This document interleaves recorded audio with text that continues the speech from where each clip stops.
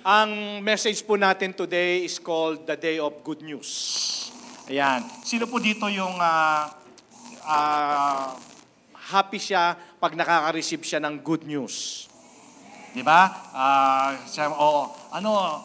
Sister, brother, good news. Bakit? Kasi i-release na yung bonus natin. Ayan, di ba? Good news, wala tayong pasok bukas sa mga estudyante, no? Marami tayong mga good news na mga gustong marinig. Pero ito po ay isang kakaibang good news. Pero naniniwala po ako marami ang makaka-relate sa atin. Especially, again, looking back kasi patapos na yung taon eh. Kung babalikan natin yung ating nakaraan, tingnan natin, sumasalamin po ito sa life natin na kung papaano ba natin dinaanan yung ating mga pinagdadaanan. Ayan. Samahan niyo po ako, please join me in reading 2 Kings sa Old Testament book po, chapter 7, verses 3 to 11. Ayan. Yung iba po sa inyo familiar dito sa kwento na to, marami rin naman na hindi pa. So, sabi ko nga po, samahan niyo po ako for the next 45 minutes at mag-sink in sa heart natin, mag-rema sa heart natin, namnamin natin yung message ng Lord sa atin today. Okay, so samahan niyo po ako, chapter 7 of 2 Kings, verses 3 to 11. Now, there were 4 men with leprosy sitting at the entrance of the city gates. So, meron daw pong 4 na ketongin.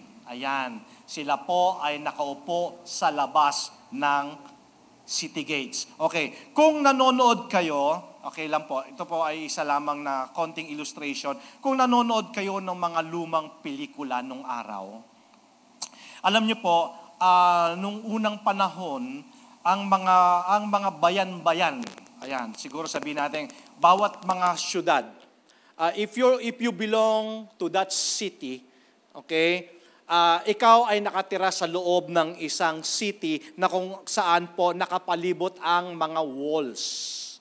Okay, meron tinatawag na mga walls at saka merong city gate. Kumbaga parang ito pong lugar na to, itong Villa Olympia na Phase 6 na to, ito po ay nakapalibot po ang isang malaking pader. Ayan, wall. Okay. So, if you belong to that city, nakatira ka doon sa loob. Okay. So, pero dito po sa kwento na to, meron ditong 4 na ketongin na hindi sila pwedeng pumasok sa loob ng city. Okay.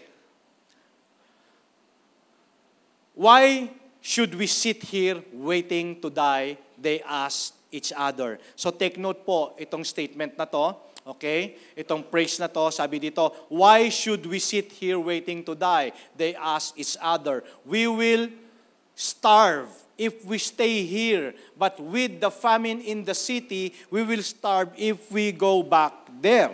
So we might as well go out and surrender to the Aramean army, kasi nung panahon po na yon ay meron kasing mayroong Aramean army na kalaban nila na gusto silang i-besiege. Okay, gusto silang sakupin. Okay. Now, if they let us live, so much the better. But if they kill us, we would have died anyway. Ayan. So, verse 5. So, at twilight, they set out for the camp of Arameans, but when they came to the edge of the camp, no one was there. Ibig sabihin, from sitting at the city gate, sa labas ng city gate, nagdesisyon sila na pumunta na lang doon sa kampo ng mga kalaban. Okay, ito po yon. Then, pagdating nila doon, no one was there. For the Lord had caused the Aramean army to hear the clatter of speeding chariots and the galloping of horses and the sounds of a great army approaching. Imagine niyo po, 4 na ketongin. Pumunta sila doon sa kampo ng mga kalaban. Pero iba ang narinig ng mga kalaban. Ang narinig nila ay approaching na maraming mga chariots na sila ay ko-conquer. Imagine niyo po yun, no? Talagang God moves in mysterious ways. Talagang natakot yung mga kalaban at sila po ay umalis doon sa kanilang kampo. Okay.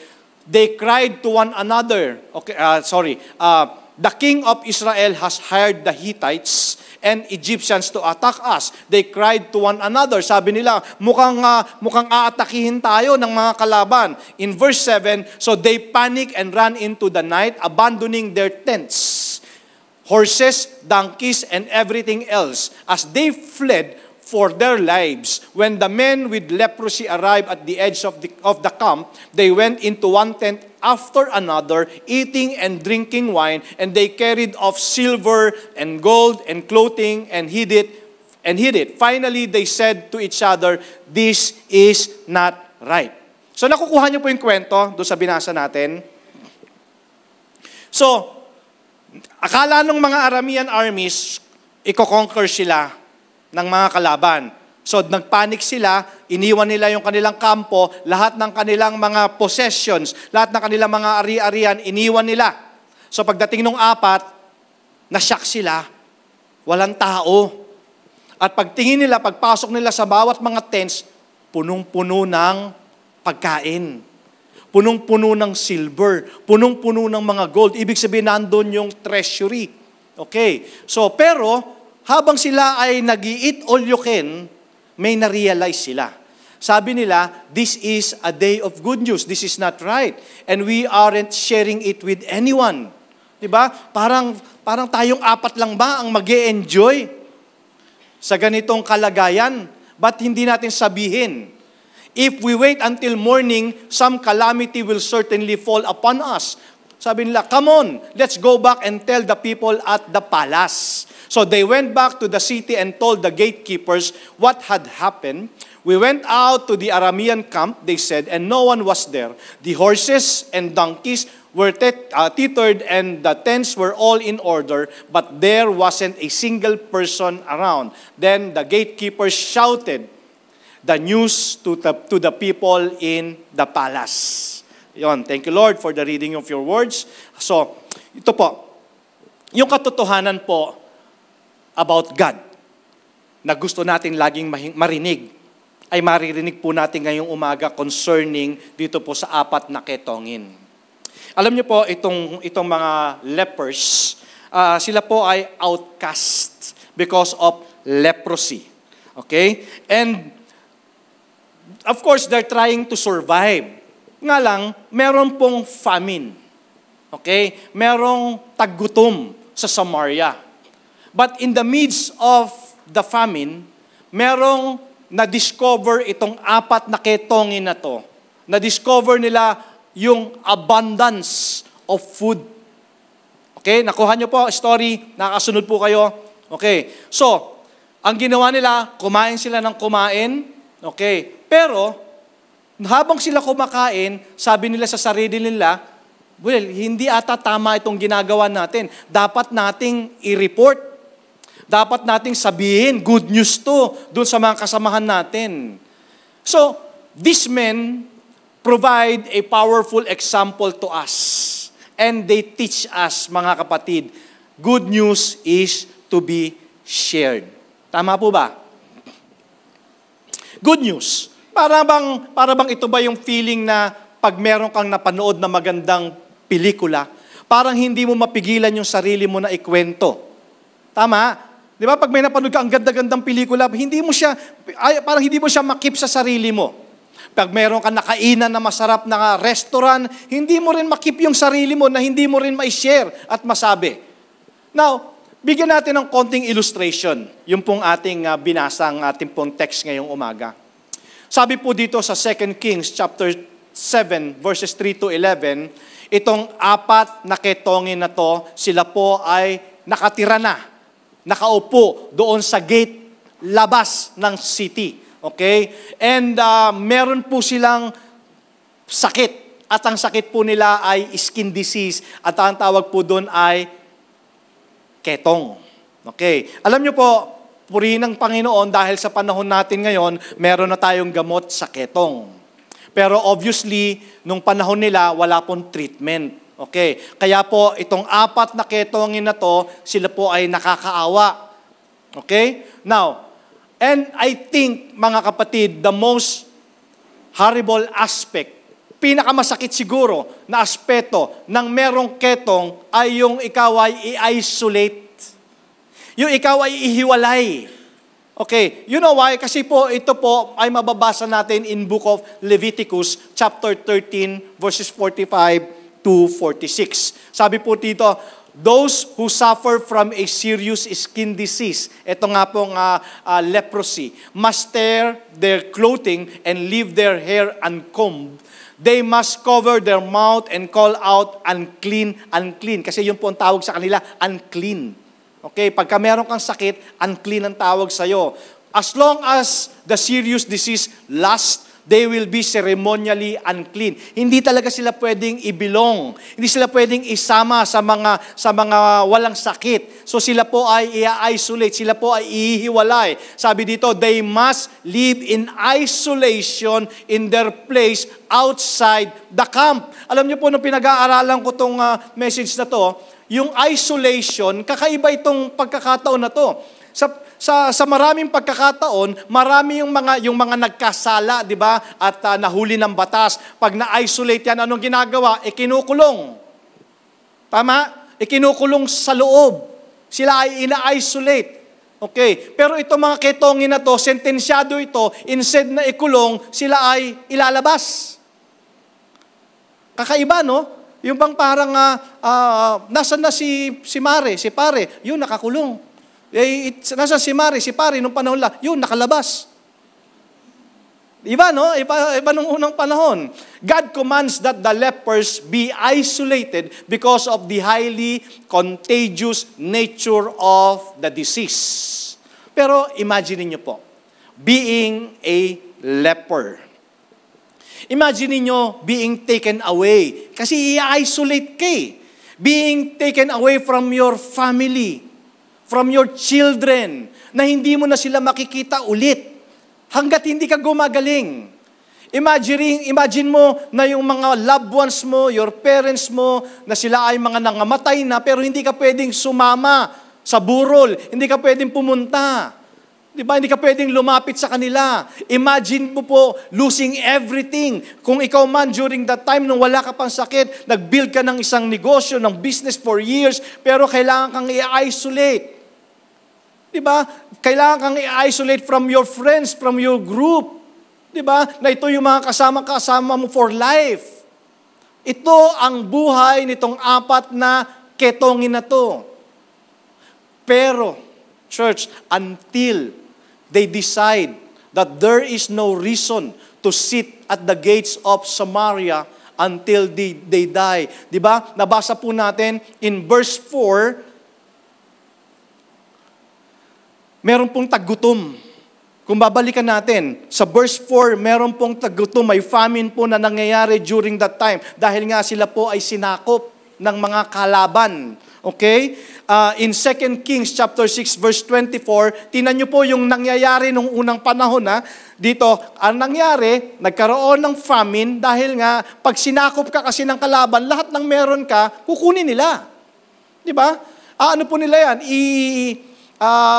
Ilulut nila yan. Walang matitira sa'yo. Okay, so sabi sa 2 Kings chapter 6 verse 24, sometime later, however, King Ben-Hadad of Aram mustered his entire army and besieged Samaria. Okay, so kinubkob, sinakop nila. In verse 25, as a result, there was a great famine in the city. The siege lasted so long.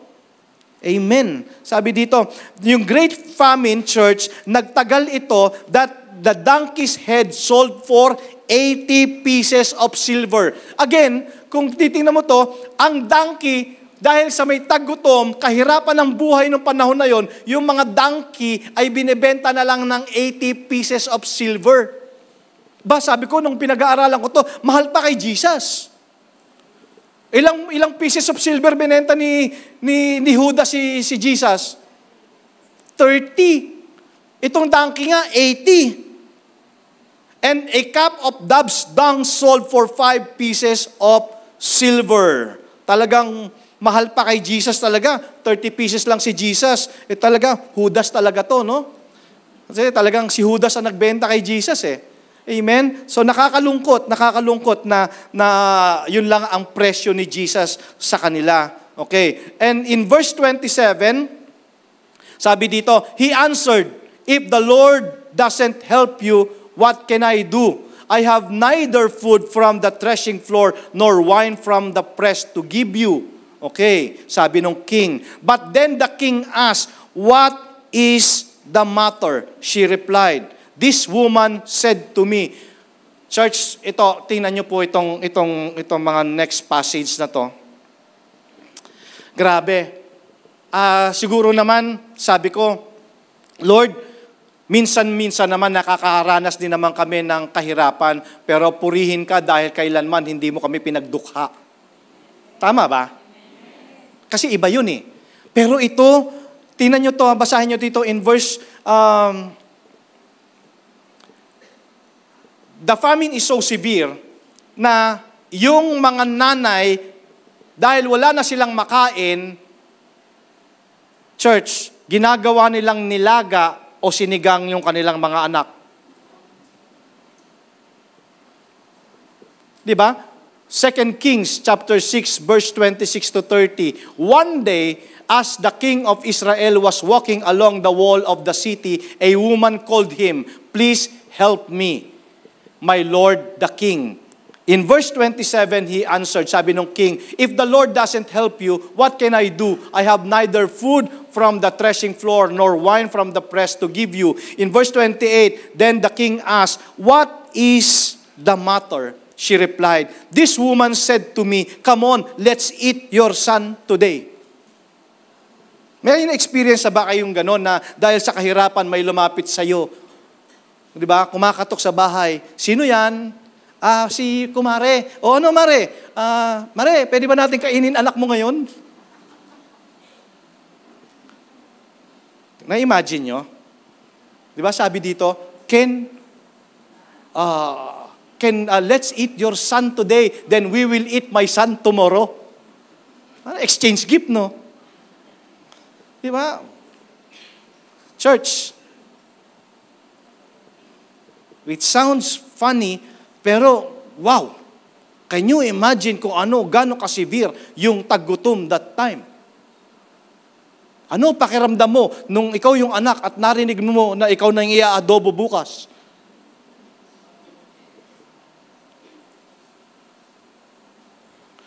So, we cooked my son and ate him. Then, the next day, I said, ngayon, tumatakbo-takbo yung anak ko, ang cute. Tapos bukas, iluluto mo.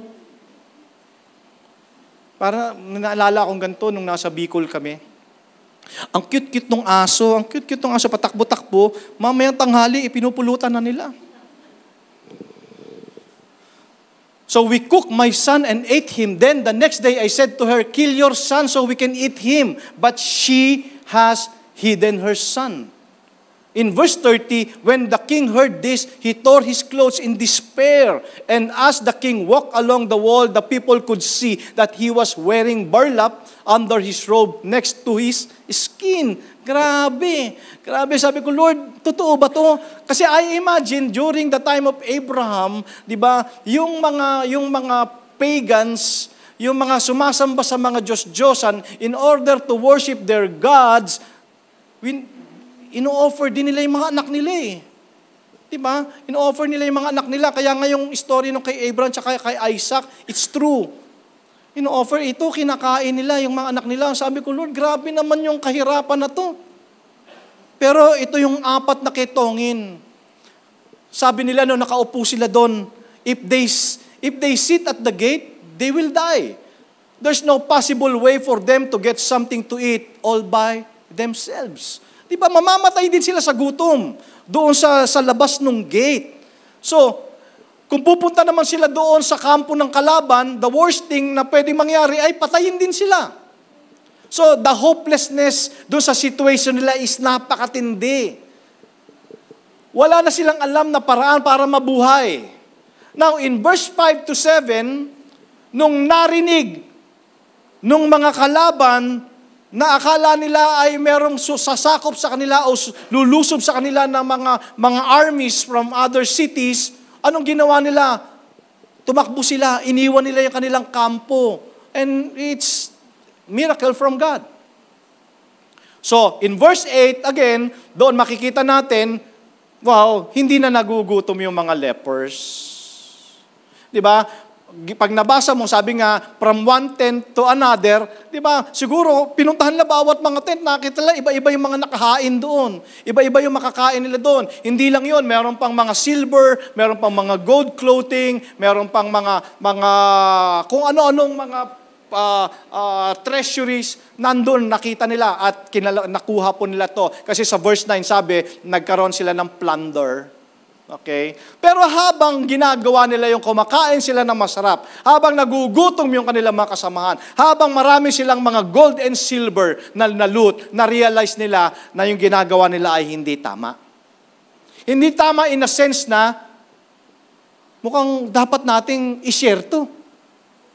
Mukhang kailangan nating ipagsabi to. Di ba? Mukhang hindi lang para sa atin itong pagpapala ng Panginoon na to. Remember last week, message? Na hindi lahat ng dumadating sa iyo, kapatid, na pagpapala ay para sa iyo lahat. Merong part dyan si Lord, merong part dyan sa iyo, at may part dyan yung kapwa mo.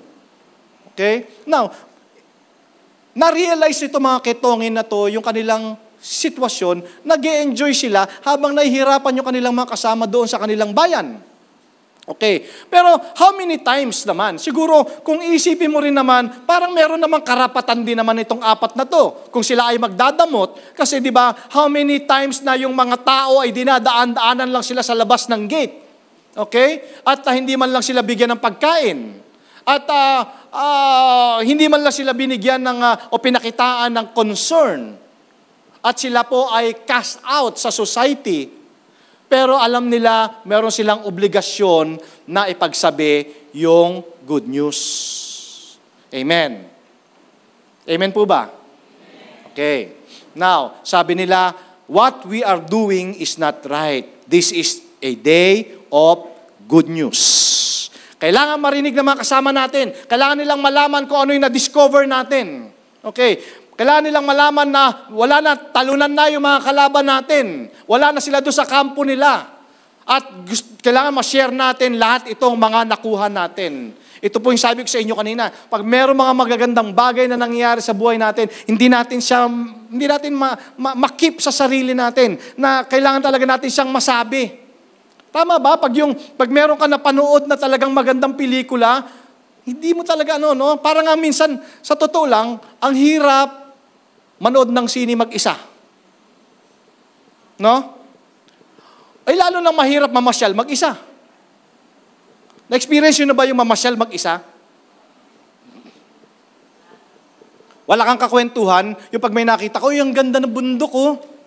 Wala kang kakwentuhan. Though possible naman na mangyari yun, nagawin mo yun, pero parang hindi ganun kasaya yung pamamasyal mo. So, kailangan, sabi ng apat na kitongin, kailangan natin tong i-share. At naniniwala kasi sila na pag hindi nila i-share, sabi doon sa binasa natin, maaari magkaroon sila ng punishment from God. Well, hindi po sinabi dito, it's not clear kung ano yung punishment na yon, pero yun yung kanilang paniniwala. So sabi nila, kailangan hindi tayo mag-remain silent because God will punish us. Okay, now going to verse 10 and 11, they decided to go at sabihin dun sa hari at sa buong household ng kanilang bayan kung ano yung nangyari. Okay, so, naintindihan nyo po yung kwento.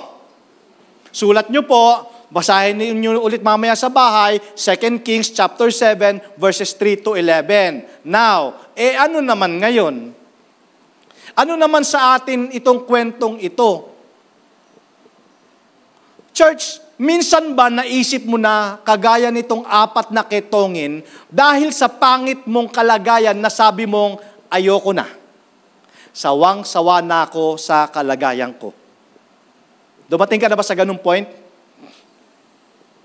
Maaari sigurong yung mga kabataan na nandito, hindi nyo pa masyadong na-experience yan. Pero marami sa mga magulang na mga kabataan natin ngayon dumadaan sa ganyang kalagayan. Hindi mo lang alam si nanay, hindi mo alam si tatay, ganun pala yung pinagdadaanan niya, di ba? Tapos kung ikaw, makapagdabog ka pa, pag hindi mo gusto yung ulam, di ba? Tama. Hindi nyo alam kung anong pinagdadaanan ng mga magulang ninyo. Pero marami din sa atin, sinisisi nila yung kalagayan nila. Bakit? Ayoko na, sawang-sawa na ako sa ganitong kalagayan. Church, kung sawang-sawa ka na sa ganyang kalagayan, anong dapat mong gawin? Diba? Sinisisi mo ang kalagayan. Sinisisi mo ang taas-taas sa mga presyo. Ngayong magpapasko, yung mga bilhin, ang taas ng bigas, diba? Ang taas ng presyo ng gasolina, diba? Di ko alam kung anong maihanda namin ngayong Pasko. Diba? Tapos, panay ang punta mo sa party, panay ang kain mo sa mga reunion, tapos sisisihin mo bakit ka tumataba, last year ka pa mataba. Tama? Kung sino-sino yung sinisisi natin. Sino-sino yung biniblame natin. Ano naman ngayon sa atin tong kwento na to, mga kapatid? Alam niyo po, maraming mga tao, iniisip nila wala ng hope para sa kanilang kalagayan. Maaring na-stuck ka na dyan sa ganyang situation, pero alam mo ba, naniniwala ako, hindi tayo kinreate ng Lord to endure life, but, of course, to enjoy life. You know what's my reference? My reference is the creation of Adam and Eve. If you will go back to the blueprint ng creation ni Adam and Eve, nandun yung abundance ng creation ng Lord. Amen ba? If you go back to the creation, bago nilikha ng Panginoon si Adam at saka si Eve, kinreate muna ng Lord yung provision. Tama ba? Nandun lahat ng pangangailangan nila sa garden. Kaya ako naniniwala ako, yun ang blueprint ng creation. Hindi tayo nilikha ng Diyos para na lang mag-endure, makaraos, na makaraos. Alam ko, part ng kalooban at ng plano ng Diyos is, of course, ma-enjoy natin yung life. Yes, of course, sabi ko nga, dumadaan tayo sa mga pagsubok, dumadaan tayo minsan sa kahirapan, pero purihin ng Diyos dahil yung mga kalagayan, sitwasyon na yan, hindi yan magtatagal. At pag yan ay nagtatagal na, church, you need to assess your life. Pag matagal na yung problema na yan. Kasi sabi sa John chapter 10 verse 10, in Amplified Version, I came, sabi ni Jesus, that they may have and enjoy life and have it in abundance to the full till it overflows. Kaya yung naranasan nung 4 na ketongin na yun, talagang overflowing yun. Overflowing yun, imagine mo, 4 lang sila. Isang kampo, yung kanilang nilulut. Okay? So, alam niyo po, mga kapatid, church, our God is a God of restoration. He can restore the situations in your life that seems to be impossible to restore. Diba? God will make a way when there seems to be no way. Well, marahil siguro nagtatanong ka, Pastor, kaya pa ba? Kaya pa. Sabi mo sa katabi mo, kaya pa. Hindi pa huli ang lahat, church. Kaya pa. Naniniwala ka ba na kaya pa? Kaya pa. Kaya ni Lord. Amen? Kaya ni Lord. Anong sabi ng Galatians chapter 6 verse 9? Huwag kang magsasawa sa pagtitiwala sa Panginoon. Dadating ang panahon, makakamtan mo ang iyong mga pangarap kung di ka susuko. Wow. Ulitin nga natin, kasi last week na message natin, buti na lang umabot ako. You know why? Kasi nga, hindi ka nagsawang magtiwala sa Panginoon. Dahil dadating naman talaga ang panahon, makakamtan mo ang iyong pangarap kung hindi ka susuko.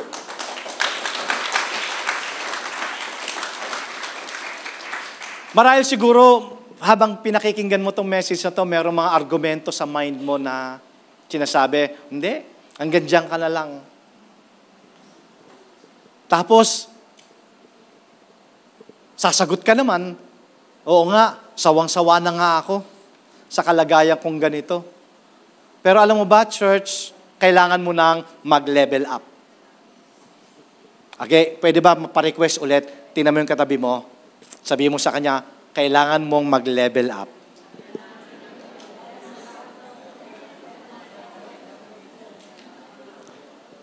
Balikan natin yung kwento ng 4 na kitongin, church. Sabi sa verse 3, now 4 men who were lepers were at the entrance of the city gate. Tandaan nyo, mula nung nagkasakit sila, hindi ko alam kung gaano katagal, nando na lang sila sa labas. Hindi sila nakakulong, sila ay nakalabas. Okay, isolated sila from their families, di sila pwedeng sumama o humalubilo dahil sila po ay may nakakahawang sakit. Now 4 men who were lepers were at the entrance of the city's gate, and they said to one another, grabe, siguro 4 sila doon, nakaupo, ang tagal na nila doon. Sabi nila, gugutom na ako. Ayoko na ng ganitong kalagayan, hirap na ako. Alam mo, dumating sila doon sa point na tinanong nila yung sarili nila, mauupo na lang ba tayo dito hanggang mamatay? They asked each other, wala ba tayong gagawin? Again, this is the story of 4 lepers na napunta sa isang kalagayan o sitwasyon na mukhang wala ng pag-asa. Na-stuck sila doon sa ganong situation. Pero meron silang dapat gawin. In verse 3, again, kung babalikan natin, sabi nila, why do we sit here until we die? Wala ba tayong gagawin? Hihintayin na lang ba nating mamatay tayo? Alam niyo po, sa Pilipinas alone, there are about 117 million population. 117 million people. Majority nasa poverty level. And bilang pastor nyo po, it is my responsibility to challenge you. It is my responsibility to encourage you, ang mga tao sa loob ng simbahan, to go and level up their situations. Sa totoo lang, madalas ako nakakarinig ng hinaing ng mga tao sa kanilang kalagayan. Marami kayong maririnig sa loob ng mga simbahan, even Christian family ay nahihirapan. Meron mga bata na hindi na makapag-aral dahil hindi na sila kayang pag-aralin ng kanilang mga magulang. Maraming mga couples ngayon barely nakakasurvive. In fact, hindi na nila kayang mapag-aral yung kanilang mga anak because of lack of finances. Maraming mga manggagawa ngayon parang hand to mouth na lang. Alam niyo yung hand to mouth? Yung pagka-resibo ng sweldo mo parang wala na, lumipad na, parang may pakpak. Parang inihipan ng hangin. Maraming estudyante today, kailangan nilang huminto ng pag-aaral kasi wala na talaga silang hope para sa pag-aaral. Nung nabasa ko po itong story again ng 4 lepers, 2 Kings chapter 7 verse 3 to 11, ito po ay story ng mga tao who are hopeless. Ano po sa palagay ninyo, bakit isinama ng Diyos itong kwento na to ng mga ketongin sa Bible? Bakit ginamit ng Diyos itong kwento na to para sa atin today? You know what, church? Simply because I believe they are the most hopeless people in that time. Hopeless? Ano pa nga bang meron ako? Mamamatay na lang ako dito. Sabi nila, hihintayin ko na lang bang mamatay ako? Nakakaawa po ang mga taong ito, church, dahil sila ay may ketong, outcasted sila sa lipunan. So upon reading this story, nakita ko at nakita rin nila ang kanilang kalagayan, ang kanilang mga sarili na nasa labas lang sila ng city gate. Dahil sila nga po ay may nakakahawang sakit. Hindi sila allowed makapasok sa loob dahil baka makahawa sila. Ngunit kapag may sumusugod naman doon sa kanilang syudad, at gusto silang patayin, marahil siguro iiwas yon dahil natatakot sa ketong nila. At yung ketong nila ang nagsisave sa kanila. So in short, church, nobody wants. Bakit? Sabi ko, bakit pinili ng Diyos itong kwento na to? Because these people are the most hopeless people in that time. And nobody wants to be with these lepers. Kaya nga sila outcasted Kaya sila isolated. Nasa labas lang sila ng gate. Hindi sila pwedeng pumasok. Hindi sila pwedeng makapiling kahit miss na miss mo na yung anak mo, kahit miss na miss mo na yung nanay, tatay mo, yung mahal mo sa buhay, hindi mo pwedeng lapitan. Now, church, sino po sa inyo ang nakakaranas ng ganong kalagayan? You are rejected. No one likes you. you're left alone or dying and hungry. Nakakaawa po ang ganong kalagayan. Minsan may magsasabi pa, Pastor, mamayang gabi po, huling kain na namin. Wala na po kaming perang pambili ng pagkain. Nanggaling na po ako sa tito ko, sa tita ko. Wala na pong gustong magpahiram sa amin. Ano po ang gagawin ko? Sino sa inyo, mga kapatid, ang may ganong problema? Umamin o sumigaw ng mahinang amen.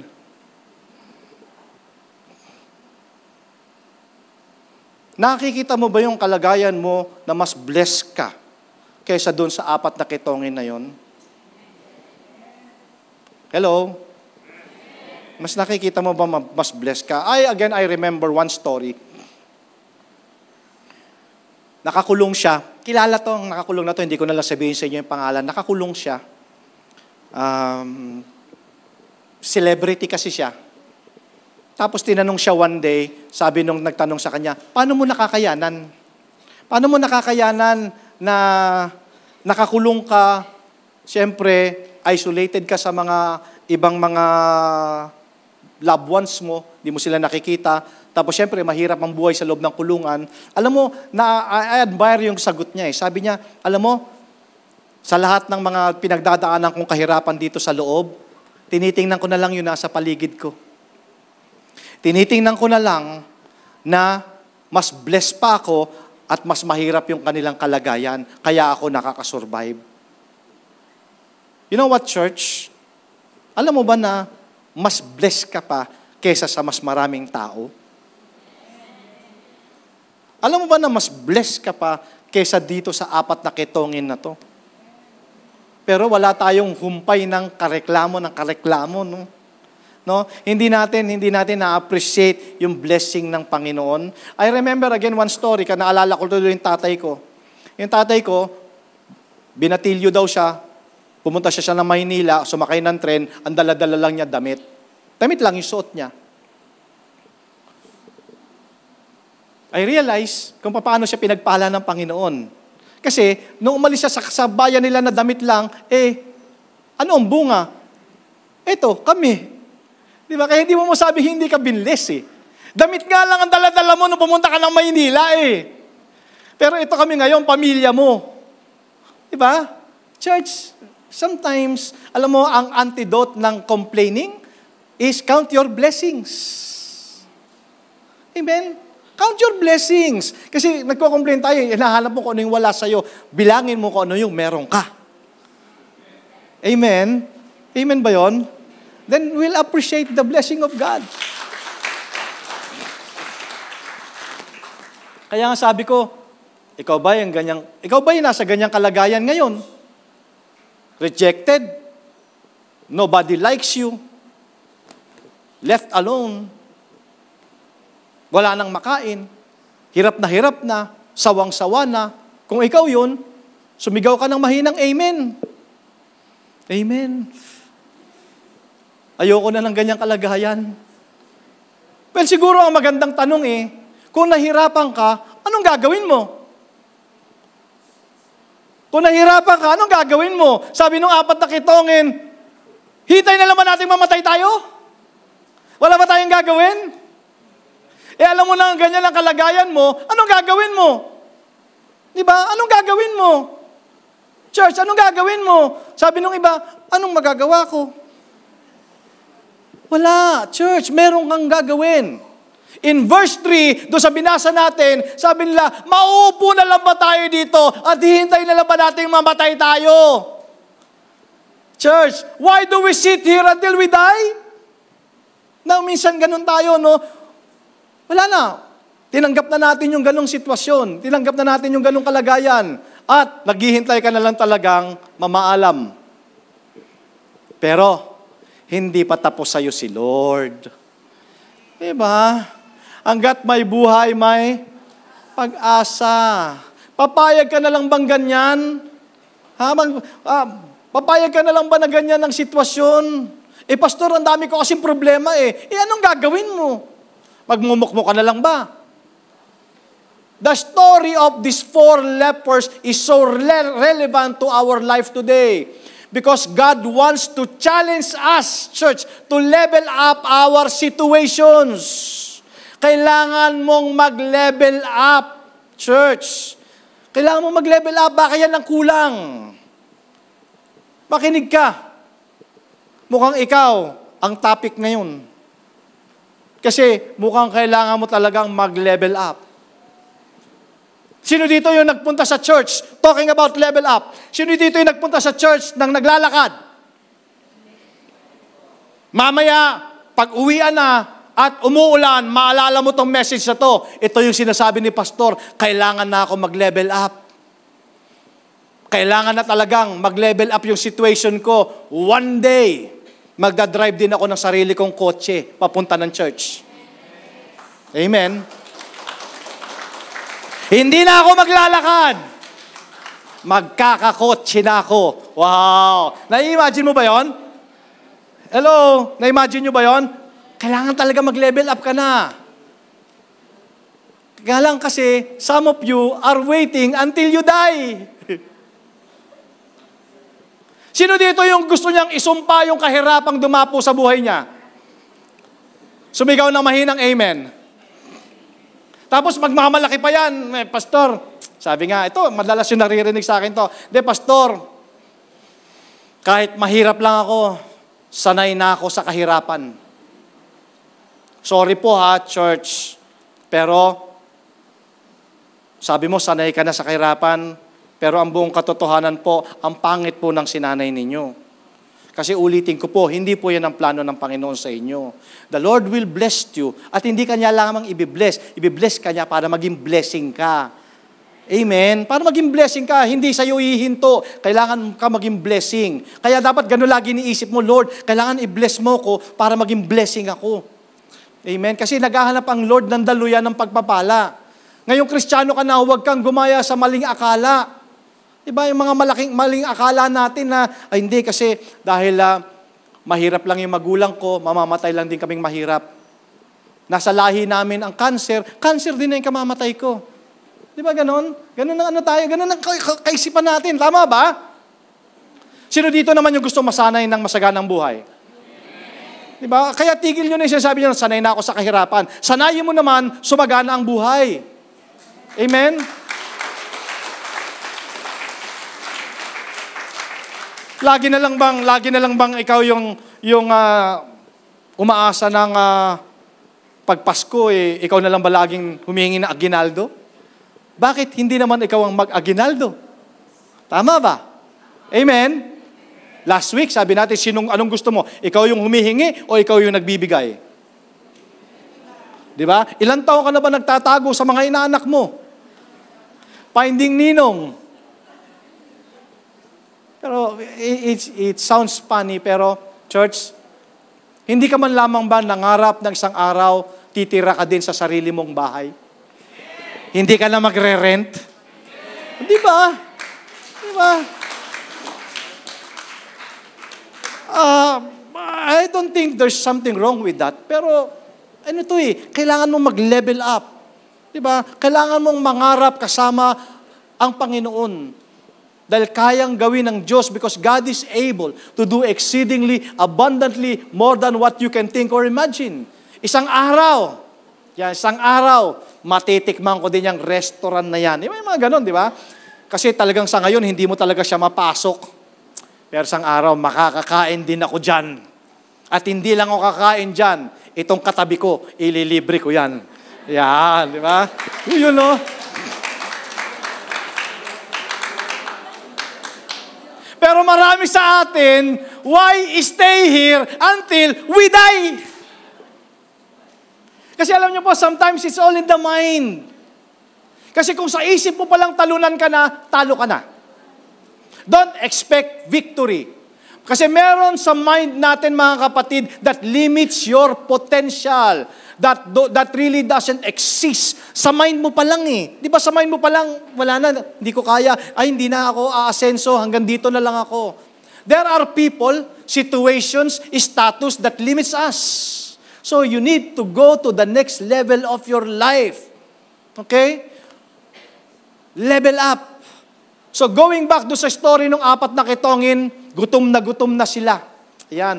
Hirap na sila. Ang gusto kong makita ninyo, mga kapatid, yung story ay meron kang dapat gagawin. You remember the story nung panahon nila Joshua. Di ba? Sila po ay nag-camp doon sa Mount Sinai. Okay? Na minsan kasi nagiging ano na tawag doon sa nagiging yun, sa Tagalog, nakasanayan na natin yung ganong situation, nagiging comfort zone na natin yung ganong kalagayan. Okay, ganon din yung nangyari dito sa mga Israelites na to. Dito sa Deuteronomy chapter 1 verse 6 to 8, sabi dito, when we were out at Mount Sinai, the Lord our God said to us, "You have stayed at this mountain long enough." Para ba sinasabi ng Lord, ang tagal mo na dyan sa kalagayan na yan. It is time to break camp and move on. So, ibig sabihin, may gagawin tayo, church. Huwag mong hintayin na kamatayan mo na yan. Amen. Pakisabi nga sa katabi mo. Ano ba sasabihin natin sa katabi mo? Huwag mo hintayin na kamatayan mo kasi yan. Diba, sabi ng Lord, you have stayed at this mountain long enough. You know, sometimes what illustrates mountain? Diba, mountain, yung mga pangit na situations, yung mga kalaban, yung mga situations, diba? Malaking problema, diba? You have stayed long enough, it is time to break camp and move on. Tagal-tagal mo na nagmumukmuk. Diba? Ang tagal-tagal ka ng binrek. Move on! Amen! Move on! Hindi lamang siya ang pogi sa mundong ito. Hindi lang siya ang maganda sa mundong ito. Merong nakalaan si Lord para sa iyo. Move on! Amen! Alam niyo po, mga kapatid, gusto ko pong sabihin sa inyo, hindi habang panahon maghihirap tayo. Alam mo ba, ito pa good news ko sa inyo. The day of good news. Alam mo ba, pag nag-level up ka, alam mo ba na ikaw ang mag-a-unlock ng kahirapan sa pamilya mo? Hello? In verse 5, they rose up. Sila pala ang mag-a-unlock ng kahirapan. Kung sino yung nasa labas, sila yung naging dahilan para mag-level up yung kanilang bayan. So, ikaw to, church. Ikaw ang mag-a-unlock ng kahirapan sa pamilya mo. But you need to rise up. Diba in verse 5? Ganun ginawa. Hintayin na lang ba natin mamatay tayo? Hindi. Puntahan natin dun. Sumugod sila sa camp ng kalaban at hindi nila alintana ang panganib. Yun, di ba? Kaya nga ang Bible ang sabi, "Fear not, for I am with you. Do not be dismayed, for I am your God." Kasi yung takot, yan ang pumipigil sa atin. Pero in verse 6 and 7, may himalang ginawa ang Panginoon. The moment na sila ay nag-rise up, wow, grabe, gumawa ng miracle ang Panginoon. Ang narinig ng mga kalaban, akala nila sila ay sasakupin, susugurin ng maraming mga kalaban. Yung pala, 4 lang silang ketongin. At yun, nabasa natin, nagpakabusog sila. Kinain nila lahat. Pakiramdam nila, nasa it all you can buffet sila. At hindi lang yun, pati yung mga kayamanan, kinuha nila yung laptop, yung iPad, yung pera, yung ginto. I can imagine, di ba, yung mga alahas na nakakita na ba kayo ng taong ketongin pero punong-puno ng mga ginto sa katawan, nakasuot ng diamond ring. Na-imagine nyo? Kasi sabi ng Bible, niloot nila pati yung mga gold, silver, yung money, and then the abundance of food, niloot nila lahat yon. Tapos, sabi nila, mukhang hindi tama na tayo lang ang mag-e-enjoy. Church, this season is season of giving. Pag may pagkakataong tumulong at mag-share ng blessing, share your blessing. Amen? Share niyo yung blessing ninyo kasi nasa pagbibigay ang pagtanggap. Maniwala po kayo sa akin. It's a timeless principle and it's a proven principle. Huwag niyong panghinayangan yung inyong binibigay. Dahil, sabi ng Lord, give and it will be given back to you. Good measure, siksik, liglig, umaapaw. Amen? So, naniniwala ba kayo nagbagong buhay nitong 4 na ketongin na to? Nagbago, no? Yun nga, sabi ko sa inyo, maraming ketong pero nakaalahas. Punong-puno ng mga alahas yung kanilang katawan. Diba? Maraming siguro yung robe ng mga leaders ng kampo na yung suot din nila. Dati silang hopeless, pero nangyari ang lahat ng sila ay nag-rise up. Church, sir, mga mama, kapatid, you need to reevaluate your life. Matatapos na po ang 2023, you need to reevaluate or reassess. Ano ba nangyayari sa buhay ko? Ano ba nangyayari sa buhay ko noong 2023? Tanungin mo yung sarili mo, do I deserve this kind of life bilang anak ng Diyos? Ito ba ang gusto ng Lord sa buhay ko, sa pamilya ko? Hanggang dito na lang ba ako? Hihintayin ko na lang bang mamatay na lang kami o mamatay na lang ako at wala akong gagawin? Ikaw pala ang mag-a-unlock ng kahirapan sa pamilya mo. Mga kabataan, hello, youth, naniniwala ka ba na ikaw ang mag-a-unlock ng kahirapan sa pamilya ninyo? Ang hina. Naniniwala ka ba ikaw ang mag-a-unlock ng kahirapan sa pamilya nyo? Amen. Kasi ikaw pa yung malakas sa pamilya mo ngayon. Ikaw pa yung maraming pangarap. Si nanay, si tatay, matanda na, mahina na. Pero mukhang ikaw ngayon ang gagamitin ng Lord. Wow. Sabihin mo sa sarili mo, ayoko na ng ganitong kalagayan. Ayoko na ng pangit na kalagayan. Sawang-sawa na ako sa kahirapan.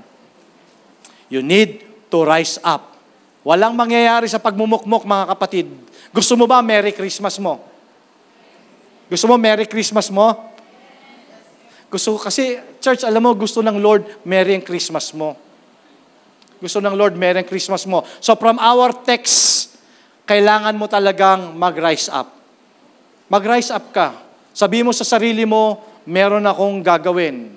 If you want to level up your situation, first and foremost, you need God. Kasi apart from God, you will not succeed. Apart from God, you can do nothing. Sabihin mo kay Lord, Lord, palayain mo na ako sa ganitong sitwasyon. Hindi ko kayang i-rebuild yung buhay ko kung wala ka. Anong sabi ng Jeremiah 17:7 sa Tagalog? Mapalad ang mga taong nagtitiwala kay Yahweh. Pagpapalain ang umaasa sa Kanya. Wow! So church, first and foremost, kailangan mo si Lord. Sa situation mo, baka naman napakahabang panahon na sarili mo lang yung inaatupag mo at hindi mo kinikilala na merong Diyos na kailangan mo ng tulong. So church, ito para sa mga kabataan kasi sabi ko nga, alam mo, ikaw na youth ngayon, naniniwala ko ikaw mag-a-unlock ng kahirapan sa pamilya mo. Marami sa inyo mga kabataan, kung ikaw ay patuloy magtitiwala sa Panginoon, and then you will do your part, dadating ang panahon, you will become successful. Diba? Matatapos mo ang pag-aaral mo, marahil siguro yung mga dreams mo, kung ano yung dreams mo, makakamtan mo yan, of course, sa biyaya ng Panginoon. So, sa mga kabataan, ito, alam mo to, lagi naman na hawak. Sino dito may cellphone? Lahat tayo, majority, no? Majority dito, marami, siguro 99.9% may cellphone. May cellphone tayo, tama? Amen? Meron din tayong computer sa bahay. So, medyo gawin nating digital yung application natin. Meron kasi tayong gagawin, mga kapatid ko sa Panginoon, may gagawin tayo in order for us to rise up. Diba? To level up. Now, imagine mo na lang digital tong gagawin natin. Sa cellphone mo, punta ka sa settings. Yan. Pero sa settings ng life mo. Sa setting ng life mo, makikita mo, increase mo yung prayer life mo. Punta ka sa settings, increase mo yung faith mo kay Lord. Increase mo yung trust mo. Increase mo yung worship mo. Increase mo yung devotion mo. Increase mo yung pag-church mo. Ano pakiramdam pag hindi ka nag-church? Parang hindi ko matanggap yung pakiramdam na hindi ako makapag-church. Di ba? Increase mo yung worship mo, increase mo yung going to church mo, increase mo yung pagsiserve mo kay Lord, increase mo yung ministry mo, increase mo, sipagan mo ang trabaho mo. Kung ikaw naman ay estudyante, increase mo yung pag-aaral mo. Di ba? Increase mo yung giving mo. Church, maniwala ka, kaya kang pasaganahin ng Diyos. Ano ang sabi ng Philippians chapter 4:19? Ang sabi sa Tagalog, at buhat sa hindi mauubos na kayamanan ng Diyos, ibibigay niya ang lahat ng inyong kailangan sa pamamagitan ni Jesucristo. So church, maniwala ka, kaya kang pasaganahin ng Panginoon. Do you believe that? At buhat sa hindi mauubos na kayamanan ng Diyos, ibibigay niya ang lahat ng iyong kailangan sa pamamagitan ni Kristo Jesus.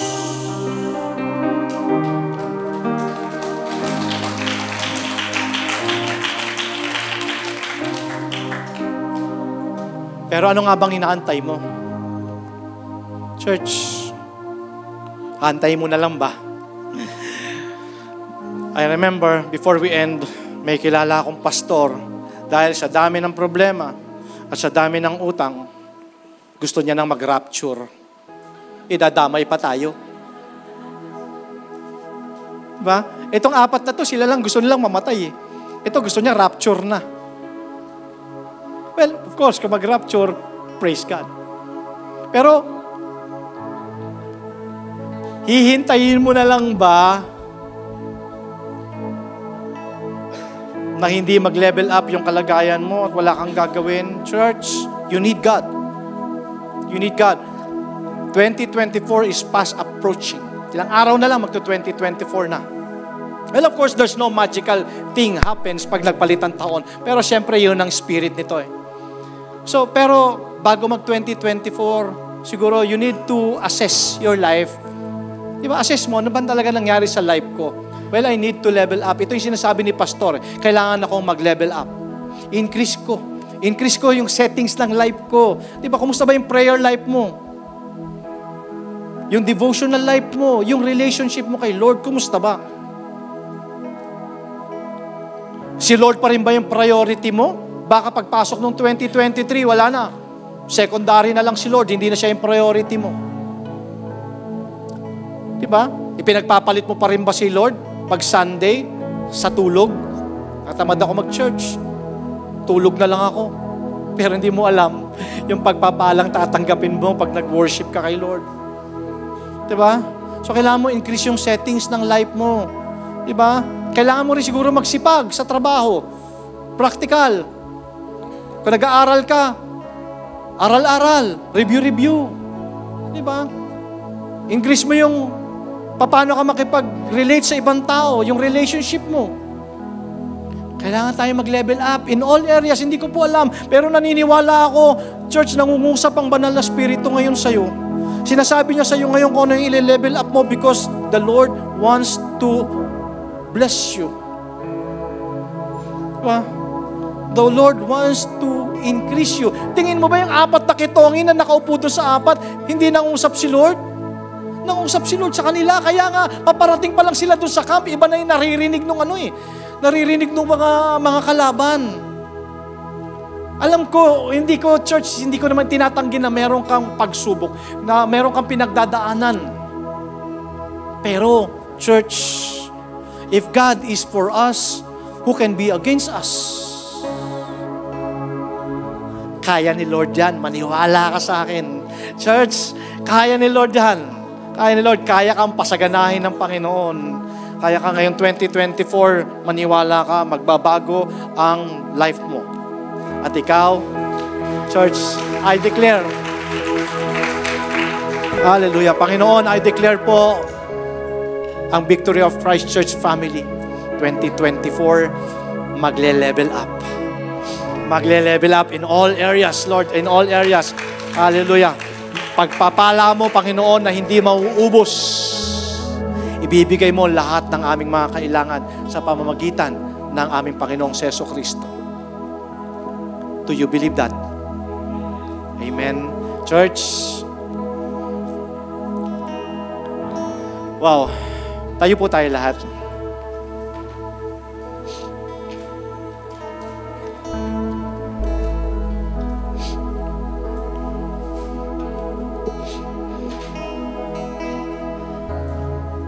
Marami sa atin, sawang-sawa na sa pangit na kalagayan. Pero maniwala ka man o hindi, ayaw ni Lord na nandiyan ka sa ganyang kalagayan. Gusto ng Lord, ma-enjoy natin yung life natin. Yes, mayroong mga pagsubok, may mga problema, pero lahat yan malalampasan at makakayanan natin dahil nandiyan ang Panginoon. Alam nyo, wag po kayong mawawala. Ito po, my personal request this coming Saturday. I've been preparing this message for quite some time. Ang ating pong Christmas service ay December 23, 6 p.m. Alam nyo ba, I was, paano ba i-express yung word na yun? Overwhelmed ako kasi sa akin unang-unang binigay ng Lord yung message para sa inyo sa December 23. Merong word ng Lord sa inyo this 2023, and the Lord wants us all to finish this year very, very, very strong and blessed. Wag po kayo mawawala. Nung ginagawa ko tong message na to, 2 message yung natapos ko. Message, Lord, sabi ko, grabe. Pero hindi ko ipe-preempt sa inyo sa 23 na lang. Wag po kayo mawawala, 6:00 ng hapon yon. Nung araw nga, tinatapos natin yung ilang araw yung simbang gabi natin, di ba? Ito yung simbang gabi natin. Okay? Bago man lang tayo dumako sa Christmas, ano tawag sa ganon?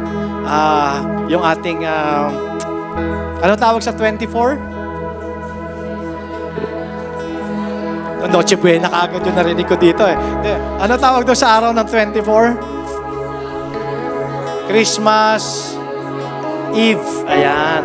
Alam niyo po, excited ako share yung word ng Lord sa 23. Ito po yung pinaka-part 1 niya, yung part 2 niya sa 23. Pwede po ba, yun na lang ang regalo niyo sa akin? Huwag kayo mawawala kasi kailangan niyo makuha yung message ng Lord kasi yun yung mag-a-unlock ng blessing sa inyo sa 2024. Amen. Kasi sabi ng Lord, ikaw daw mag-a-unlock ng kahirapan sa pamilya mo eh. Pero anong dapat nating gawin? Amen. So church, huwag nating hintayin na kamatayan natin yung ating kalagayan. Kasi kay Lord may pag-asa.